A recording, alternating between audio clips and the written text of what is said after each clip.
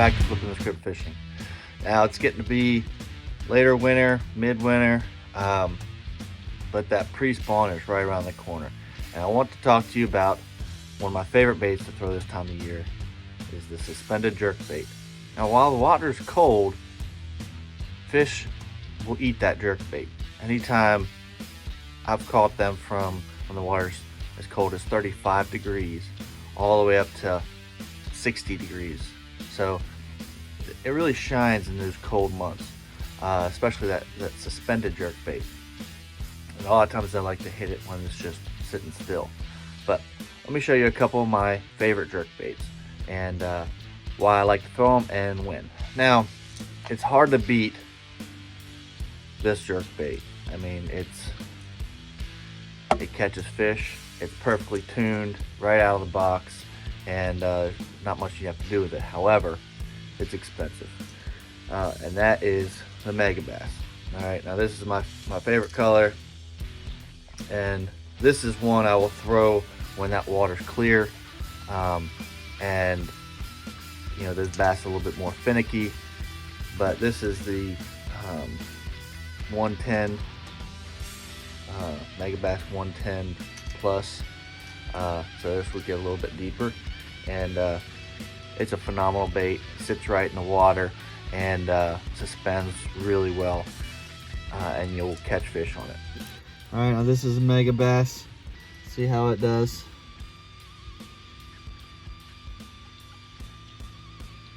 Actually floats a lot more than I thought, but look at that nose down, is really nice. I'm surprised how quickly it floats, to be honest.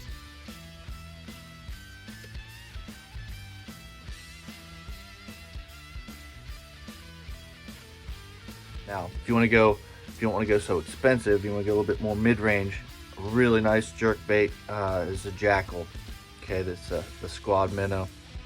This one has done me really well. I've caught a lot of decent fish on it throughout the years, and as you can see, it's pretty beat up. It's even missing an eye on this side, but it catches fish really well.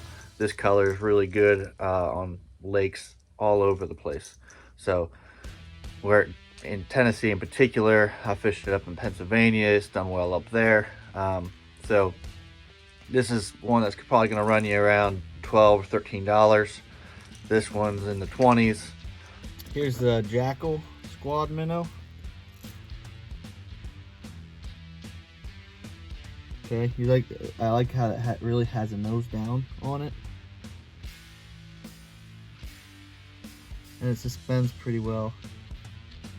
Okay, but ultimately does float up.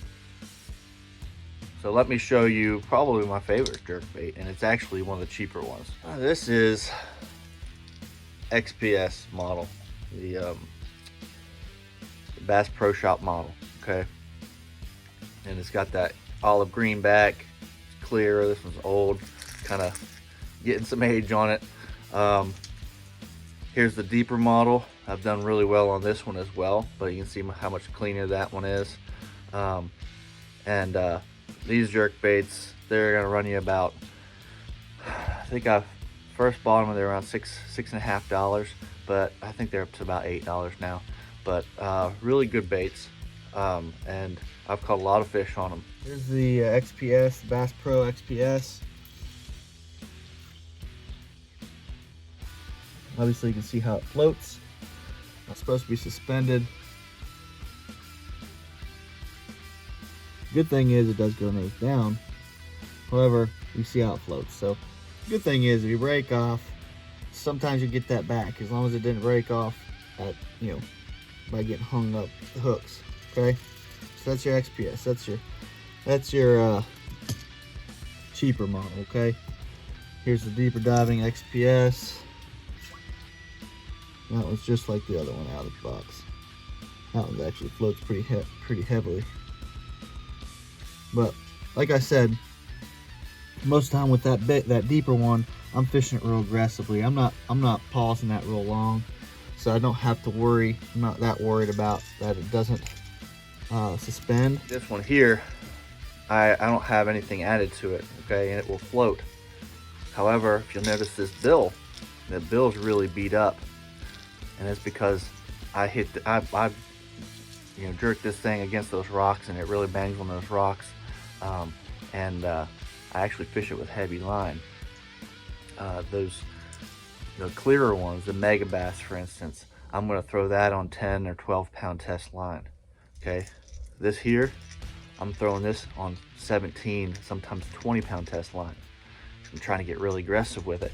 I even have it on a little bit bigger rod. I tend to try to go a little bit lighter. A medium action is a good rod to throw it on. I'll go medium heavy sometimes when I have that bigger rod. But this one, when you're fishing it that aggressive style, they're gonna eat it. I mean, they're usually got it choked, and you don't have to worry about missing them. One caveat to that is you don't want to set the hook real hard. You just kind of lean into them and let the hooks grab a hold of it, and you bring it in that way. But they will absolutely inhale it. So I have a couple brands. Strike King makes a good one as well. That dives pretty, and it doesn't dive real deep. You're talking about 10 feet, 8 to 10 feet is all you need. Okay.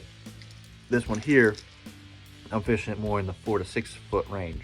Okay. The mega bass, you're looking at that 8 to 10 foot range as well.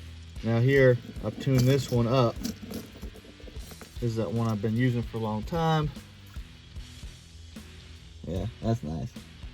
Look at that. Tune that in a little bit. That soldering line,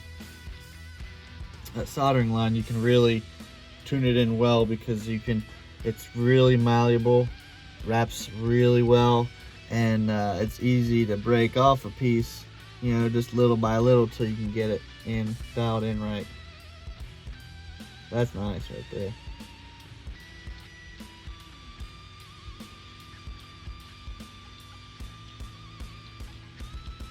That'll get you some hits right there.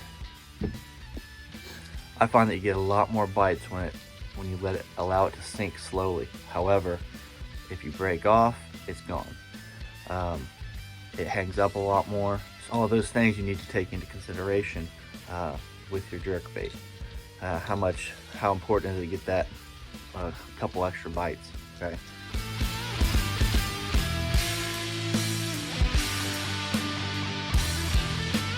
Now, water clarity. Okay. Now I'm going to choose my jerkbait based on the water clarity. If that water's clear, I'm throwing more colors like this one. It's like a pro blue. Colors like this one. It's, I don't know, emerald shad or something like that. But it's a natural color. Emerald green or crystal green, I'm going to throw that. Okay, those are more translucent colors, so I'm going to throw those when that water's clearer. Okay, if I got dirty water, clarity of 4 feet, or less, I'm going to throw more opaque colors. When that water is dirty, murky, I'm throwing more opaque colors like this one. This is a Lucky Strike. Okay, here's a 6th Sense one. Okay, it's basically a variation of the Pro Blue, but it's opaque. So it's more yellow chartreuse, and then you got the purple back. Here's another one. This is the XPS.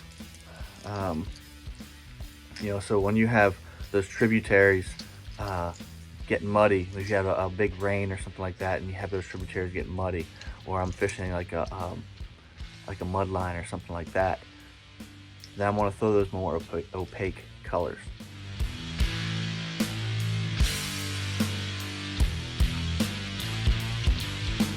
When the fish are really keyed in on the jerkbait, sometimes I'll try to throw that bigger one to get more big bites and less small bites.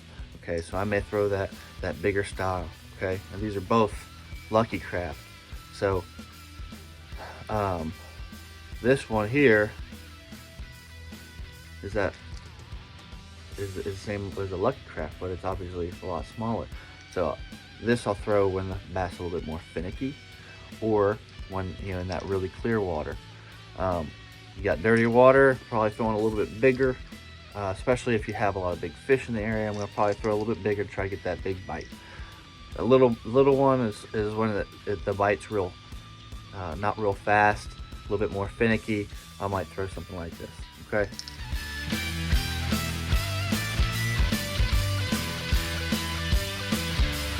Now, this time of year, okay, headed into that pre-spawn, just pre-spawn, if you will.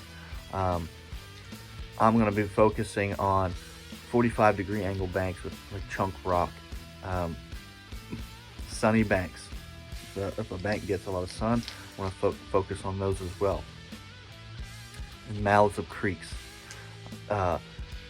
especially if there's a good current break or a seam with that current. I'm going to throw my jerkbait into those areas and try to elicit a strike there. Those creek mouths are really good.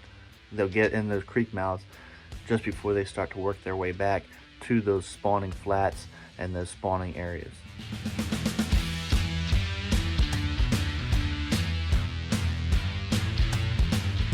Typically, people like to throw, like I said, they'll throw it on light line, medium action rod, medium light even, which will catch you fish. Okay, I'm not knocking that. It will catch you plenty of fish.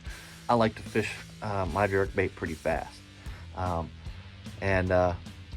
you know, it may cost me some bites here, but it's also, I've had some of the best days I've ever had fishing a jerkbait or fishing any bait at all.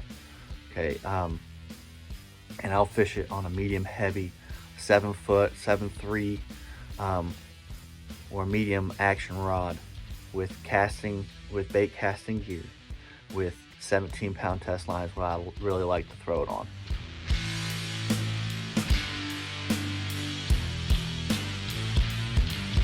When I throw it on that heavier equipment, I'll typically throw it with a heavier rod and a faster cadence, and of course that heavier line. You know, a lot of times it's a jerk, pause, jerk, pause, jerk, pause, jerk, pause. You know, but it's pretty fast, and you're just looking for that reaction strike. All you need them to do is swipe at it, and then the hooks. That's another thing. Keep those hooks really sharp, okay? Because when they swipe at it, a lot of times you're going to get them across the face or across the back, or you're going to foul hook them. But when you fish it with this aggressive style, I want to bang it into those rocks. You know, bang, bang, bang, pause, bang, bang, bang, pause. So it literally suspends right above, you know, we hit into the rock and it suspends right there above the rock. And those bass will just crush it. I've caught a lot of big 6, 7, even 8-pound bass on these things. Focus on points, creek channels. So you're really focusing on some of that harder structure and banging this lure off of it, and then letting it sit there for just a second. That's why this one I don't have it weighted, because I don't mind that it floats up real slow. Try that technique out. Use your heavier tackle and see what it does for you, because I think you'd be surprised how quickly you can fish it, how much water you can cover, and how many big fish you can catch with it. One thing to remember, okay, when you're fishing these jerkbaits, especially if you're going to fish it that aggressive style, you need to back off on that drag. It needs to be pretty loose, okay? A lot of times when I set the hook, I'll put my thumb on that spool when I set it. That way I make sure I get the hooks in there, but I let it slip a little bit, so when those fish start to really pull, I can let them take some line and not pull those hooks free. Because you never know, you could have a giant just barely hooked across the face, and you need to be able to get that fish in. Other thing is, check your hooks regularly, okay? A little file in order to make sure those hooks are real nice and sharp, extremely sharp, to make sure you can get those hooks in the fish and they'll hold, okay?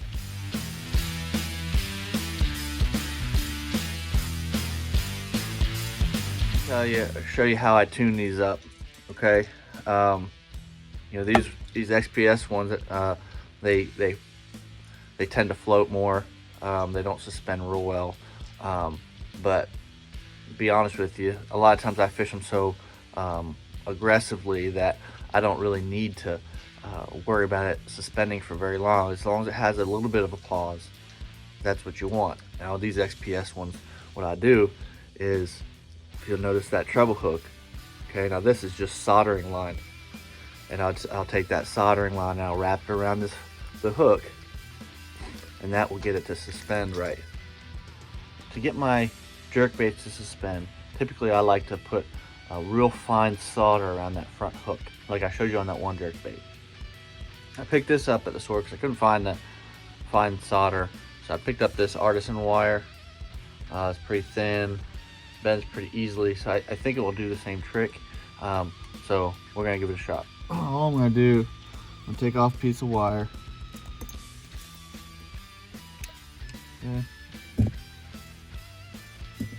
Okay, so what I want to do, go through the eye,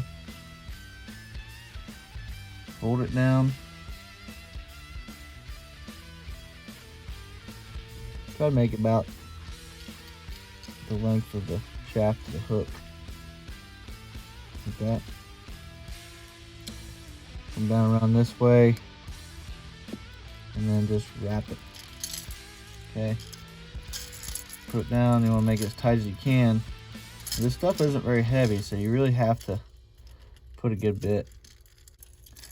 All right, then put it back through that loop.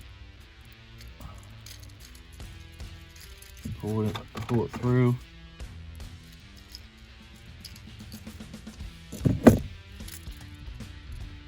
Cut off that excess.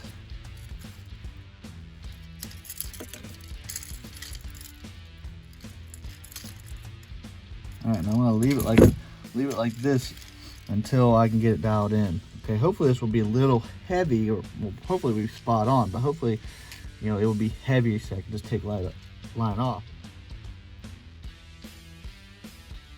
That's better.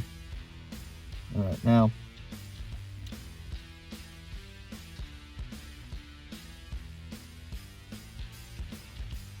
nose down. Still floats, but definitely better. Now I told you before, I like mine to float just a little bit, you know, so that if I do break off, it will eventually come back up and I can retrieve my lure. Once I'm satisfied, I can take this part and just make sure it's in there good. Yo, simple as that.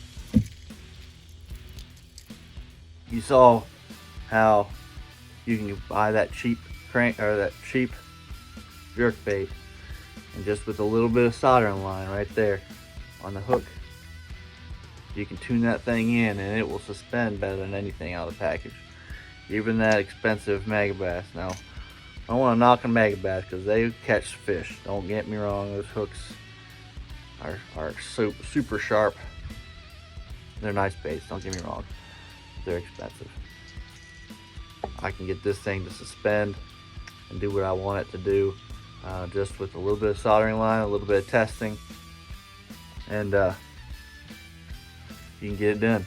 So guys, I hope those tips help. This is a real exciting way to fish. It can result in some big fish, and you can figure out really quickly whether they're eating it or not. So you don't have to throw it for hours and hours and hours. Typically you can figure out if they're going to eat it within a half hour to an hour. So fishing on those points, on those good banks, chunk rock, all that kind of stuff. But anyway, I hope these tips help. I hope they help you catch some big fish, and I'd like to see those pictures and comments. If you have any success with these, please let me know. And I love hearing those success stories. So if this video did help, make sure you hit that like and subscribe button, guys. That way I can be motivated to continue to do these. As always, guys, until next time, tight lines.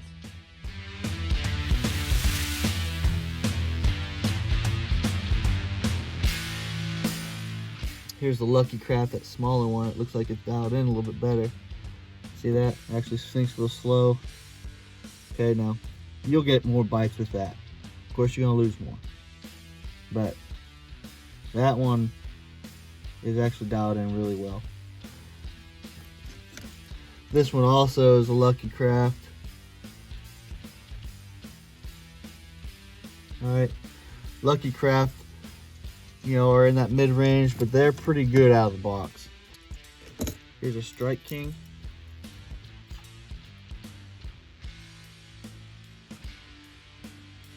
Okay, obviously floats, but does pause a little bit. So Strike King are pretty good right out of the box. For the price, it's, you know, it's not bad.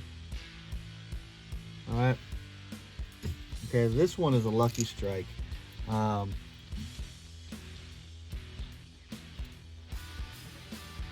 actually sinks pretty heavy, but you can see how it goes nose down. These the Lucky Strike ones are designed by Rick Clunn, but they've actually made some really nice ones. Just know if you cast that and you let it sit, it's gonna sink. Here's a Sixth Sense. I've not even used this yet. Okay, that really does pretty good. I like that. Slow rising, kind of like my tuned in XPS one. Not bad. Something to remember though, guys, when you have your line on there, if you have fluorocarbon, it's gonna weight the nose of your jerkbait down a little bit, so that will add to it. This is a Spro. Pick that up. Wow, use this one either. That's surprising. I didn't think it would sink. That's surprising. So you get that slow sink, but it does go nose up at least. Or nose down, excuse me. Strike King deeper diving one.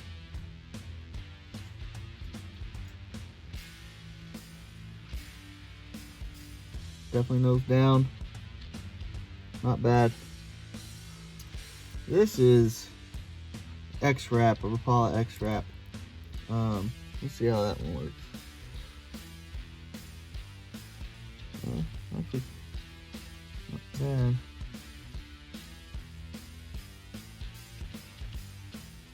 It suspends pretty well.